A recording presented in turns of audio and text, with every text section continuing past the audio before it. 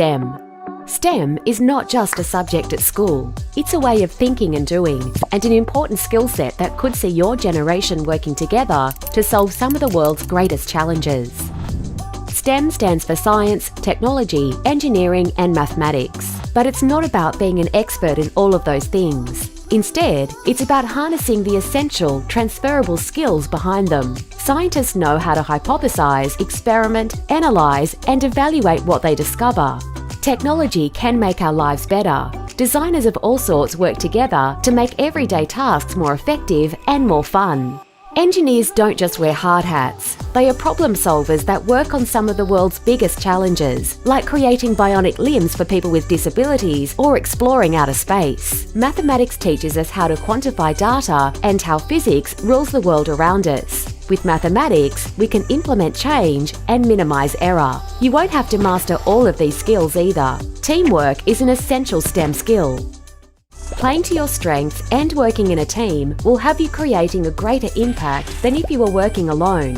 It would cost the Australian economy $9.3 billion in lost productivity, profitability and employee satisfaction. STEM skills are useful to almost every career. 75% of today's fastest growing careers require STEM skills, and 82% of today's employees say they value STEM skills even if they're not required for the job.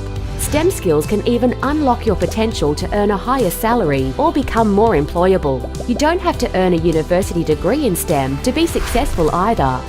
There are plenty of courses to get you started in STEM. But we don't have enough STEM graduates to meet demand. Numbers show the demand for STEM careers has grown 79% since 1990, but enrolments in STEM degrees are at an all-time low compared to the last 20 years. And despite the job opportunities, just 16% of STEM professionals are women.